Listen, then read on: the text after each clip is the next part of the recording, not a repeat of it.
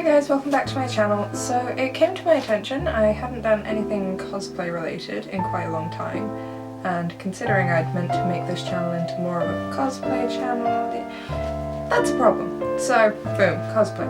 I also haven't done anything gory in a while.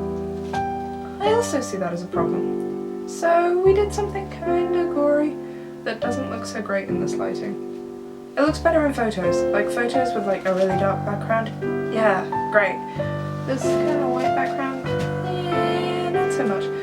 But yeah, if you haven't guessed already, literally read the description. I am doing a tutorial on Bott from Attack on Titan, and I'm doing a tutorial on when he's dead and only has half of it, which half is not here. This half is not here, when he only has this half of his face, and this half has been bitten off and chewed up by a titan. But he's not dead. I refuse to believe he is dead. He's not dead. So yeah, if you want to turn yourself into a zombie member of the Survey Corps, keep watching.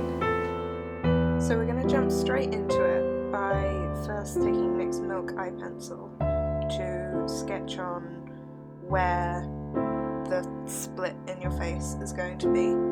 I'm using a lot of reference photos for this tutorial, so apologies that I keep looking away from the camera. It's not like I ever look at the camera anyway, so I hope it's not too distracting.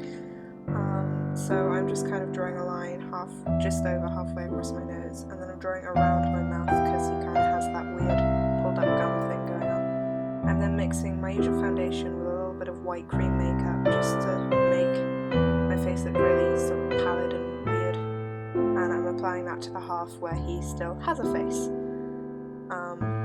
Yeah, so I'm just applying that with a little artist brush that I used to mix it, and then I'm using the RealTechniques stippling brush to blend that in, and this makes a really full coverage and slightly weird feeling thing.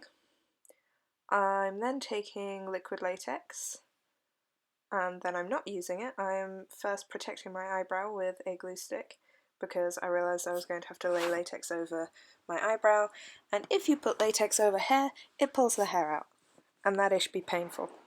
So I'm covering my eyebrow with a glue stick and then powdering that just to protect my eyebrow, and I'm then using my finger to apply latex right down that line we put on to create the sort of torn edge, and then I'm just laying sort of crepe tissue paper over the top. Do that all the way down as far as you need to for where your shirt's going to come to, and then apply black face paint to the side of your face that is not supposed to be there. Yeah, this is quite a boring process to watch, so we're going to skip it and go straight to the cake blood, which we're going to mix with the black, because it's not really clear if his face is just completely gone or if it's burnt or what, and I like to believe that it's just burnt, and Marco's coming back, right? I'm then also taking that red inside where the mouth is going to be. I'm just sort of taking that. It can be quite messy because we're going to clean it up later. I'm also going to pull the tissue paper up a bit and rip it a bit just to create that sort of torn up edge again. And then taking a big, that's the RealTechniques buffing brush actually, I do know the name of that, and a black eyeshadow, and I'm going to set that black and red face paint with that because I was using a Snazaroo face paint or a cream based one or something, and it feels all sticky and oily and weird on your skin and I don't like it, so I'm going to set it with some black powder. Remember to go over your ears, because otherwise you have this dark patch where your face, if you're stood in front of a dark wall where you don't have face, and then you've got an ear, just a random ear floating in space. I'm then taking some Dermalax. This is just really cheap stuff from a party store, like nose putty, fake scar wax, that kind of thing. And I'm dipping my fingers in makeup remover and smearing it across my face to blend that the latex tissue edge into my skin. It doesn't matter if your fingers are dirty when you do this, because that line across your skin, you want to look nasty and ripped up and dirty and bloody and all sorts of lovely things. Anyway, I'm then taking the RealTechniques Duo Fibre brush and some powder, and I'm really heavily powdering that scar wax because it's a really cheap one, so it's really sticky. And my face was sticking together. Well, no, my chin was sticking to my neck, which is not cool. We don't like that. I'm then taking the NYX Milk eye pencil, sharpening it, and then drawing in my teeth, which are strangely still very white and nice, even though I've been eaten by a titan. Yay! Dental care, kids, it's important.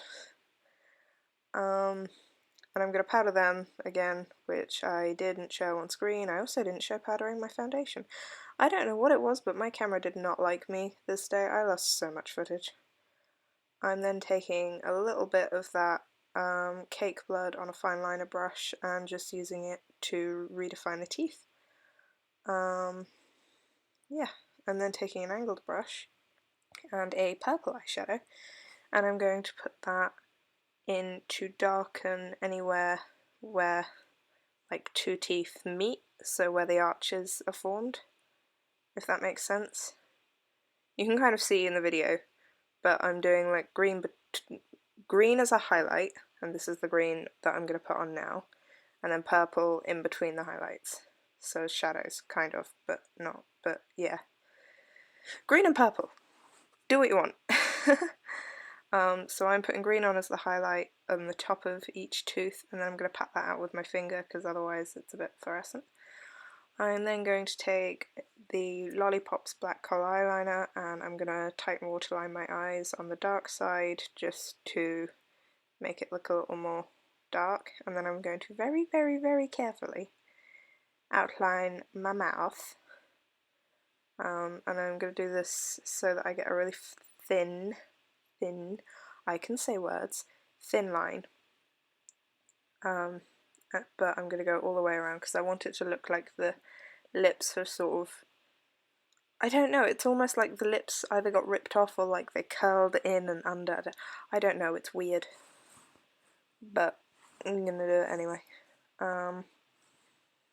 And now I'm going to take a little fine angled brush. I think this is an eyeliner brush by RealTechniques, and I'm going to start blending in that eye pencil.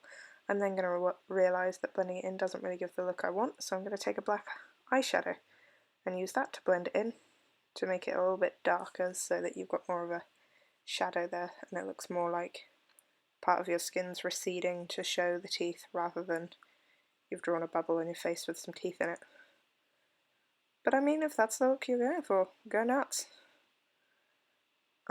Again, it doesn't really matter if this is messy because we're now going to go and clean it up with, I'm using my MAC concealer in NC15 and the bareMinerals concealer brush, and I'm very carefully going around the edge of that black line and then pulling outwards to partly to add a highlight to the edge of the mouth, to make it look more raised up than the dark line inside the teeth and add some dimension, and partly just to cover up any mistakes.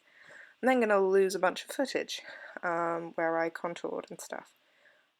So whilst I am applying false blood to the wound, because I'm sure you can all work out how to apply false blood, because it's sort of apply as much and as liberally as you wish.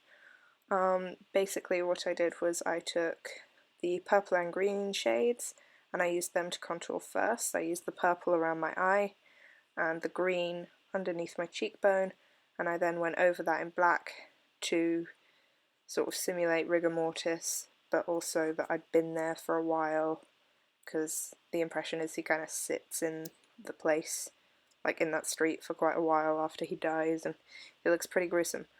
And I'm then taking the Lollipops eye kohl again, just to put on my Marco freckles. And then I think that's it. That is Marco in his dead glory.